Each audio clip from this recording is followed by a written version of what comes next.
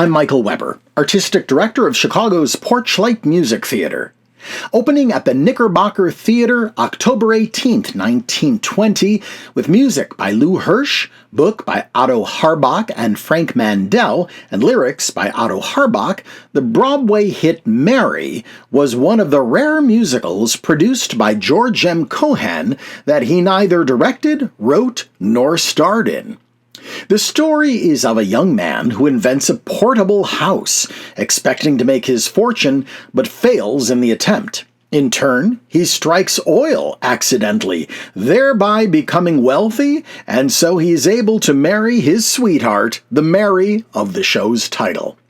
Created by an artistic team who individually or together had their hands in the writing of the gold standard Broadway smashes No No Nanette, The New Moon, The Desert Song, Rose Marie, Sunny, The Cat and the Fiddle, and Roberta, as well as numerous editions of the Ziegfeld Follies, their production of Mary was the kind of audience-pleasing hit that 1920s audiences craved. Among its hit tunes was Love Nest, which later became the theme song for the George Burns and Gracie Allen radio and TV show. Here on the May 4th, 1953 episode of The Railroad Hour are the stars Dorothy Kirsten and Gordon MacRae with Nora Marlowe and Tom Tully in Mary. Ladies and gentlemen, The Railroad Hour.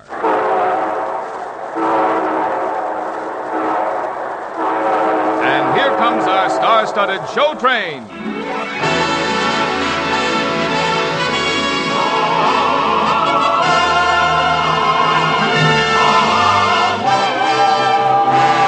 Tonight, the Association of American Railroads presents the delightful musical hit Mary, starring Gordon MacRae and his celebrated guest from the Metropolitan Opera, Dorothy Kirsten.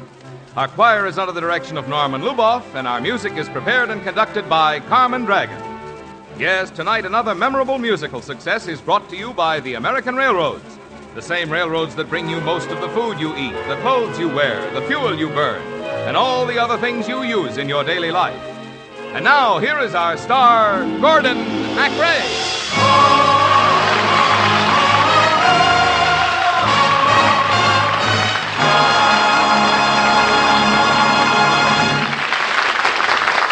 Thank you, Mama Miller, and good evening, ladies and gentlemen.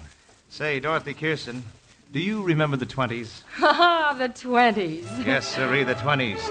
The era of the exclamation point. The days of Vilma Banky and Boop Boop Be-Doop. It was the heyday of the dare and the age of adoration. Of Lindy and Babe Ruth and Valentino. And more than anything, it was the era of the good time.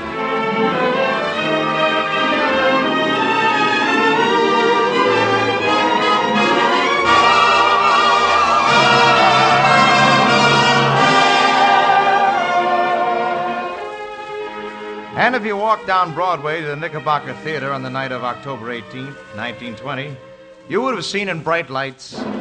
George M. Cohan presents Mary by Frank Mandel, Otto Harbach, and Louis Hirsch. Curtain going up.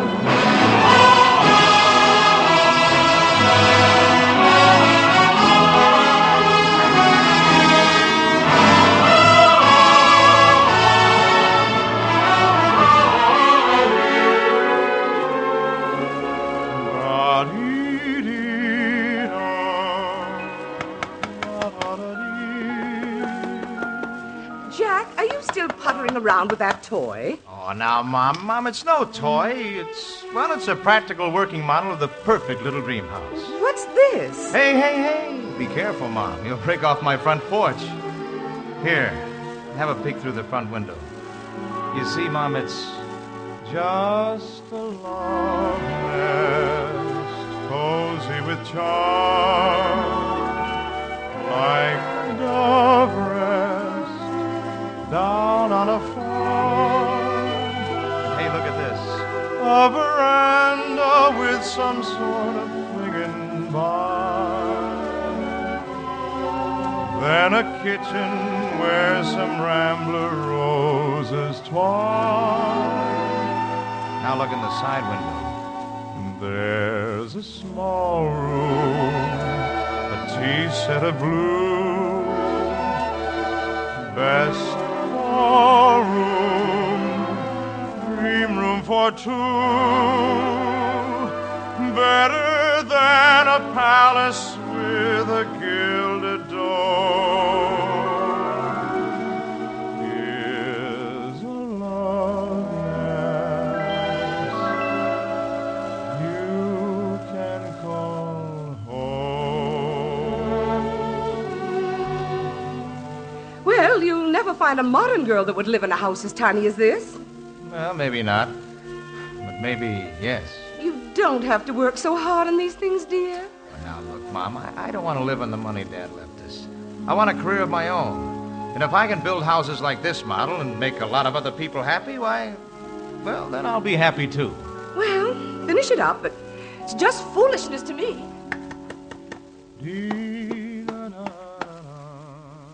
Hello, Jack. Oh, hiya, Mary. I didn't even see you. That's the first requirement of a social secretary. Well, now, that's very sensible. As a matter of fact, I never knew a girl named Mary who wasn't sensible. Maybe I'm the exception. Well, I doubt it. You know, I can't figure out whether it's the girl that makes the name or the name that makes the girl. Oh, then I'm glad my name's not Euphronia or Anastasia. Well, I'm glad, too. How's your house coming? Well, look at my model. Oh, it's a wonderful house. Who lives in it? Mr. and Mrs. Smith. Very nice of you to ask us in, Mr. and Mrs. Smith. Oh, they're sorry they can't ask you to stay. There's no guest room. It's the nicest house I've ever seen. Mary, do you think the people out in Kansas would like it? Oh, yes. Remember that summer I visited your folks out there? How could I forget it? Do you really like Kansas? Did I? How I long for the simple song of that dear old Kansas farm. The drove of bees in the locust trees and the cowbell's wild alarm. The pigeons coo and the wild halloo of the youngsters out at play. The windmills thump and the creaking pump help to swell the roundelay. Out on that old farm in Kansas, I love every sound. Melodic romances in all things I found. The roosters and chickens, the geese and the ducks, all raising the dickens with cackles and clucks. And then the cows and their mooing, the calves with their bawl. The hullabalooing of piggies and all. A symphonic poem of infinite charm was life on that old Kansas farm. Smell that air. Yeah, look at that sunrise. Every sound and smell. Gee, it's wonderful. Out on that old farm in Kansas, I love every song. Melodic romances in all things I found. The roosters and chickens, the geese and the ducks, all raising the dickens with cackles and clucks. And then the cows with their mooing, the calves with their bawl, the hullabalooing, the piggies and all. A symphonic poem of infinite charm was life on that old Kansas farm. Yes, sirree, Kansas is a good place to grow anything, even presidents. Jack, where are you? I'm coming, Mom. See you later, Mary. Bye. Golly, Mr. and Mrs. Smith. I wish I could live in a house like yours. If he were in it, too, I'd do anything he wanted. If he wanted me to laugh, I'd laugh. If he wanted me to cry, I'd cry. Anything you want to do, dear, that's the thing I want to do. When you feel like feeling blue, dear, I'll be melancholy too. When you feel like feeling gay, dear, all you have to do is say, dear, that you'd like to have me happy and snappy for you. I will be your other self, dear. All your wishes shall be mine. When you want me on the shelf, dear, That is where I will recline. I will try to get your view, dear. Anything you want to do, dear, that's the thing that I will do for you. Oh, but he's not in love with me. So there's not much chance that a girl from Kansas will ever be as happy as you are, Mr. and Mrs. Smith.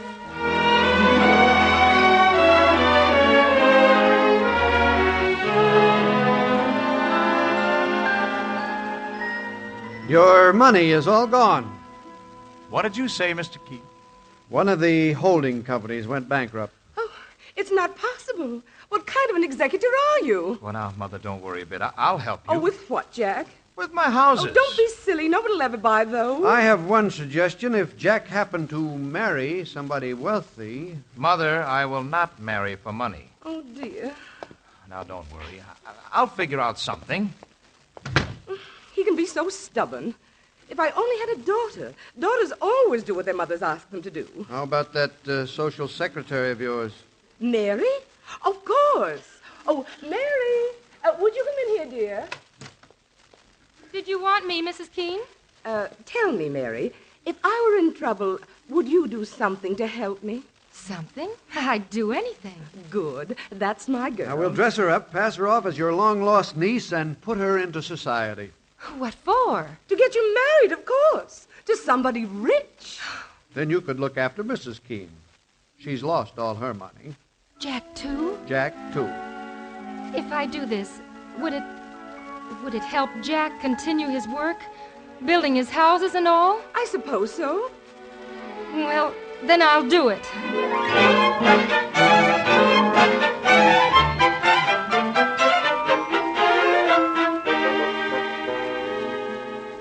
Mary, I've come to say goodbye. Where are you going, Jack? Oh, somewhere where I can take a crack at building these houses. Like this one, where Mr. and Mrs. Smith live. Yes. And I want you to keep this model while I'm gone, Mary.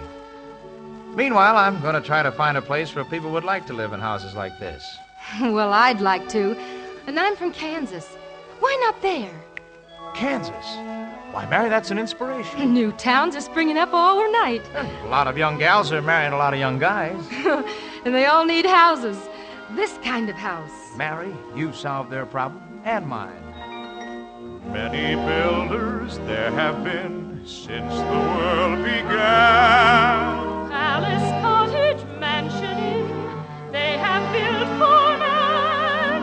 Some were small and some were tall, long or wide or low. But the best one of them all, Jack built long ago. Was built in bygone days.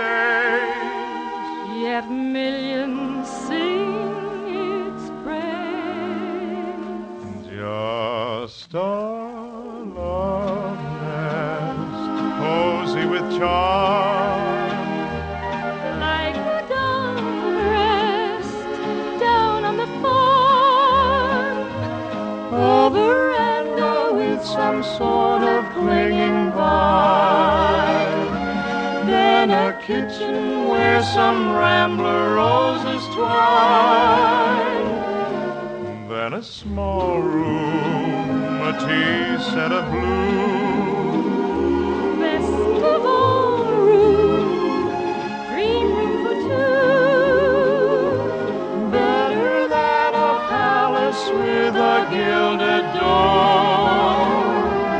Is a love nest you can call home. Just a love nest, cozy with charm, like a dove rest down on the farm. Better than a palace with a gilded door. Is a love nest you can call home.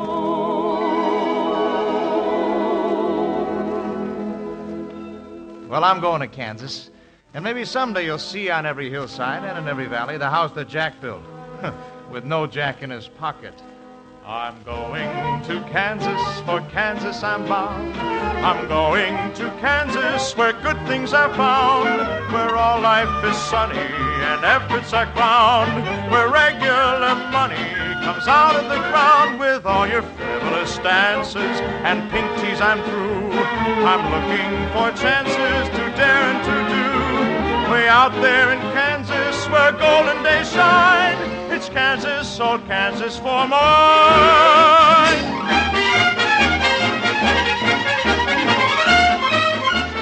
Goodbye. Goodbye, everybody. Bye, giant killer. Tell him to come back soon, Mr. and Mrs. Smith. To his love nest, dream room for two. Better than a palace with a gilded door is a love nest you can call home.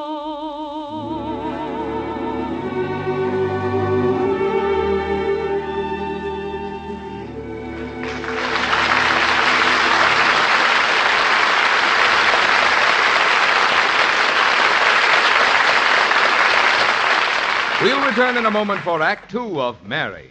What friendly, familiar sound comes to your mind when you think of the railroads that serve your community? Is it something like this?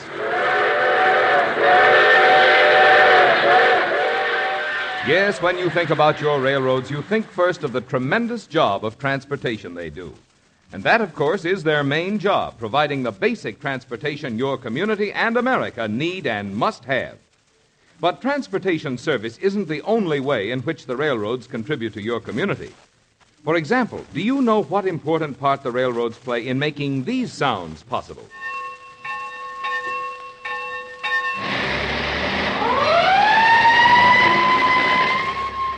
Why, those are the sounds of a school bell and fire engine, aren't they? Right. And railroad tax money helps provide those services for you.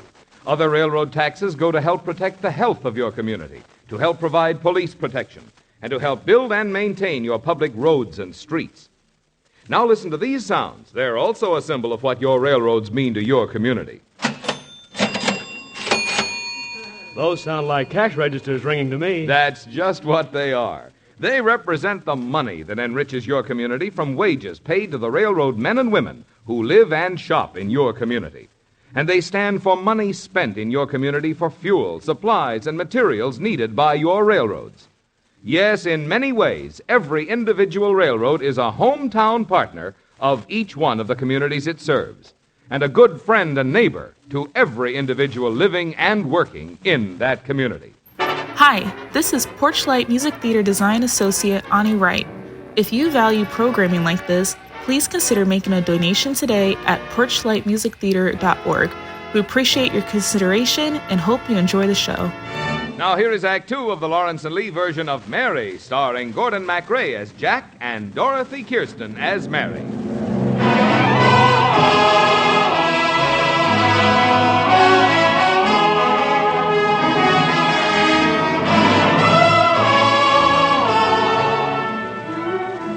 Well, I went out to Kansas, and Mary stayed in Long Island to become the most sought-after debutante of the 20s. Mary, dance with me. Gentlemen, please, one at a time. I don't understand all this attention. After all, I'm not a girl that you'd call stately. I'm not the kind that walks sedately. You're not the haughty kind. No, not the naughty kind, who is some fella's heart is always playing.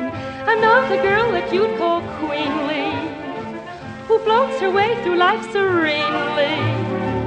You're not a smarty girl. I'm just a hearty girl, who always has a lot of fellows saying, Mary. I simply ought to marry. What shall I do? Mary. I've simply got to marry someone like you. He must be tender and true, and just as slender as you. He must be truthful all through. truthful as you. But then, of course, I know there's Mary, another girl who has your manner and poise. Mary, another girl who has your way with the boys. You say my style is so neat, you think my smile is so sweet. You never knew such eyes of heavenly blue. So darling Mary, I simply gotta marry you. Mary, you're not listening. I am. Oh, I am. Then why are you staring out the window like that? It's funny, but I've been waiting for one special person to say.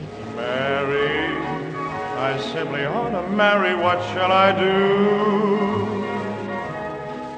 Mary, I've simply got to marry someone like you. Oh, yes. He must be tender and true, and just as slender as you. She must be truthful all through, and just as youthful as you. But then, of course, I know there's Nary, another girl who has your manner and poise. Nary, another girl who has your way with the boys. There's none whose style is so neat, whose living smile is so sweet. Whoever knew such eyes of heavenly blue? So darling Mary, I've simply got to marry you.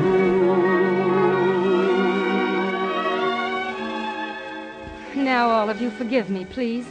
I want to walk in the garden.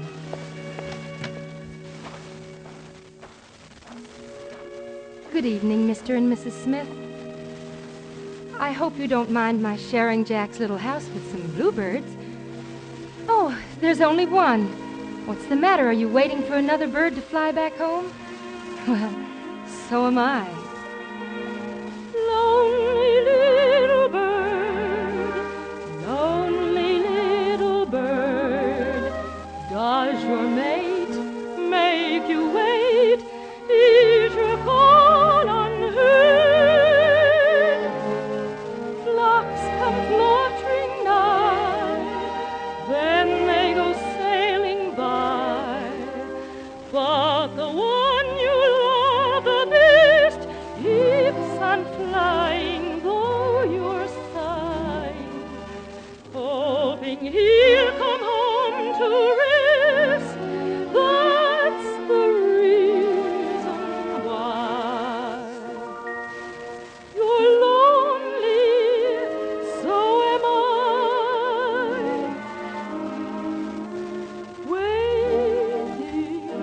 Waiting, that seems the fate of us all.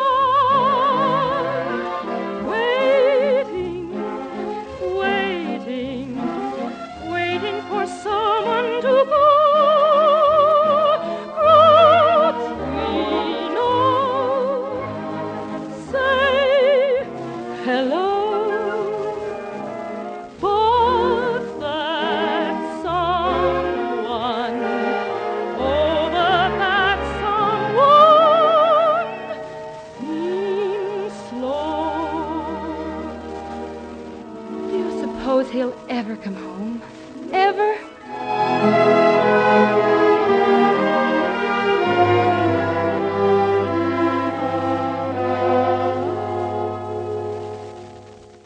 Jack, where have you been? Out in Kansas, Mother. I know that, but what's happened? How did your houses turn out?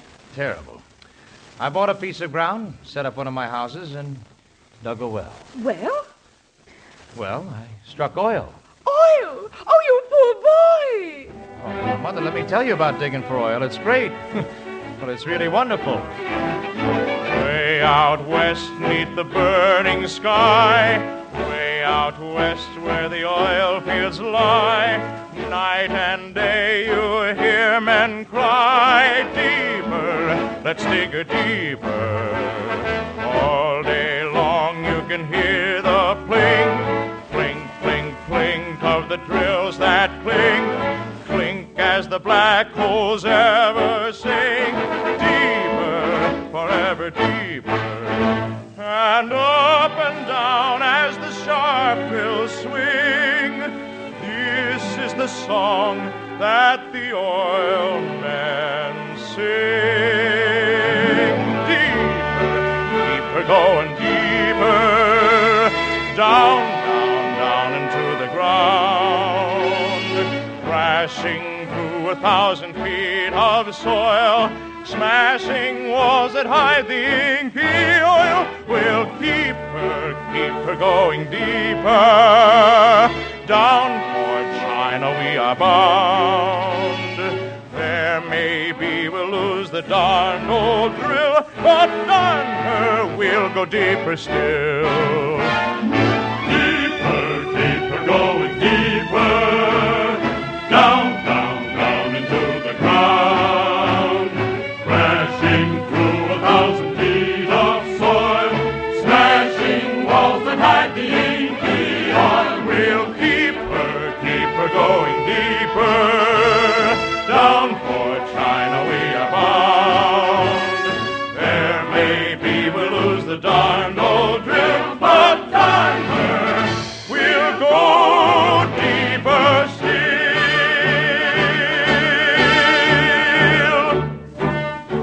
Mom, you know how much I've been offered for my land in Kansas? How much? $6 million. $6 million? I turned it down. Oh, Jack, I'm going to faint. Oh, no, Mom, I can get $60 million for it. Oh, Jack, I always knew you were the brainy one in this family. Oh, my goodness. Now I don't have to get married off to a rich man. Oh, yes, you do. I've got that rich man all picked out for her. Where is she? Out in the garden. Mary? Mary, where are you? Jack. Oh, Jack, you've come home. Yeah, I'm home. And I brought home a rich man for you to marry, too. A rich man? Who? Me. Oh, I think I'd like that. If you'll promise me one thing. Anything. That you'll keep building houses like the one Mr. and Mrs. Smith live in. Oh, on every hillside and in every valley. And you know something? The first one's going to be for us. Yes, sir. Then a small room, a tea set of blue. Best of all room, dream room for two. Better than a palace with a gilded dome. Is a love nest you can call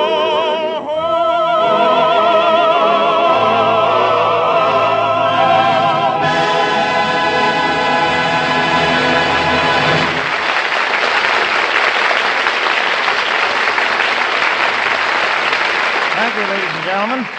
Dorothy Kirsten will be back in just a moment. And our thanks to Nora Marlowe, Tom Tully, and to our entire company. Mary, with book and lyrics by Otto Harbach and Frank Mandel, and music by Louis Hirsch, was dramatized for the Railroad Hour by Lawrence and Lee. The Railroad Hour is brought to you each week at this same time by the American Railroads.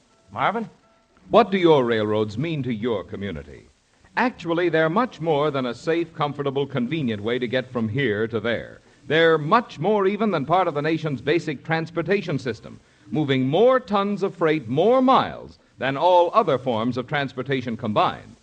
Fundamentally, they're independent local businesses deeply rooted in the communities they serve, active in local affairs, active taxpayers and purchasers of the things your town sells. They aim always to be good neighbors and good citizens. Thank you, Marvin. And now, folks, here again is our lovely guest, Miss Dorothy Kirsten.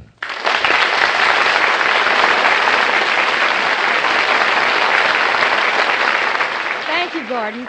It was great fun reviving this charming hit of the 20s. Well, as the saying goes, Dorothy, I've been rich, I've been poor, better rich. Anyhow, you were a wonderful Mary, Dorothy, and it's no surprise that every man in the company wanted to marry you. What girl are you running after next week, Gordon? You? Well, great. And here's a sample of the music. Oh, what a night, what a day, what sight, wine and romance, made our hearts delight. Yep, Johann Strauss's great Rosalinda. Wouldn't miss it. See you next Monday. Night, Gordon. Good night, Dorothy. All aboard! Well, dear friends, it looks as though we're ready to pull out. And so until next Monday night, and Rosalinda, this is your friend Gordon MacRae saying goodbye.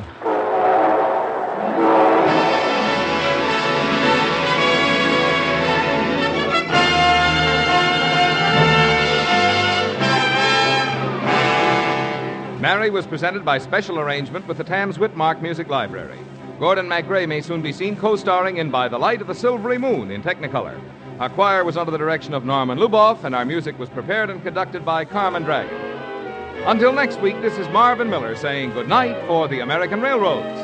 Now stay tuned for your Monday night of music on NBC.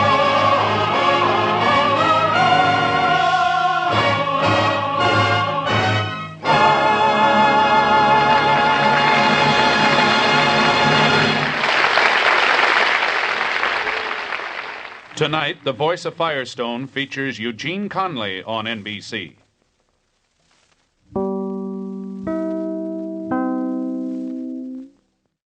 Today's supporting actor, Nora Marlowe, was best known for her role from 1973 to 1977 as boarding house owner-operator Flossie Brimmer in 27 episodes of the family TV drama The Waltons.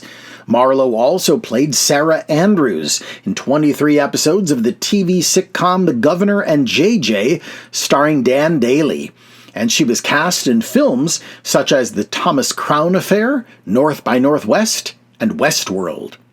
Our show's other supporting actor, Tom Tully, began his career in radio and on the stage before making his film debut in Northern Pursuit in 1943.